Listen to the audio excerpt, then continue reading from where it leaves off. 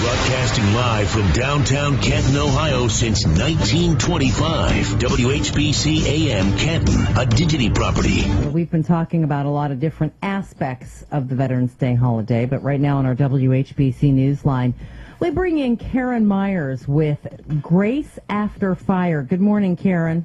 Good morning. Tell us a little bit about your organization and what it is that you guys hope to achieve.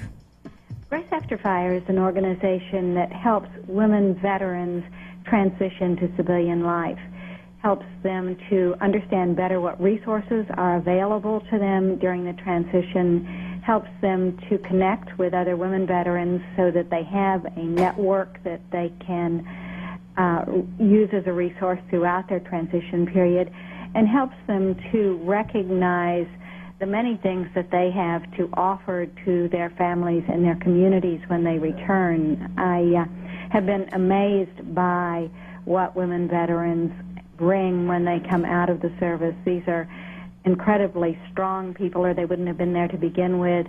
They've dealt with situations that are much more challenging than many of us face in our daily lives, and they're terribly disciplined. They're great team players, and they just have a lot to offer. We'll talk a little bit about some of the issues that women face when they return from service, so some of the things that they have to deal with. I think the biggest challenge is the speed with which they have to adapt. People come back from a very structured environment, but a very intense environment where they're fully focused on their role in the military, and suddenly they have to reconnect with their families, with their spouses, with their children, and they have to go to work. In most cases, they are also an important part of the financial structure of their households. So they may still be dealing with some pretty significant emotional issues dealing from what they've experienced in challenging situations, and suddenly they're back connecting with people who have a different frame of reference, and they have to make that transition very quickly, and there's a lot of expectations and a lot of pressure on them to perform immediately, and not a lot of time for making the change. So what would you say friends and family can do to, help facilitate their return and make it more comfortable for them?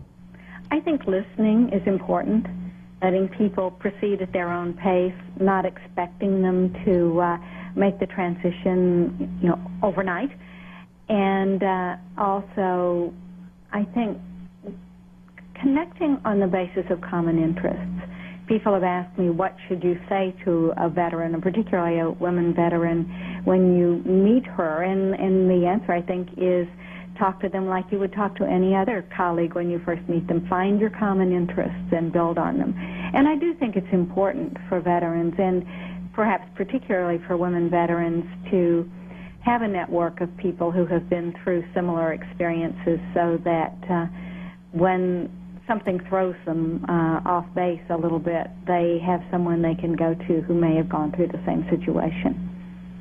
All right, if folks want to know more about your organization, where can they find that out? We have a very good website. It's www.graceafterfire.org, and Grace After Fire is all one word. All right, very good.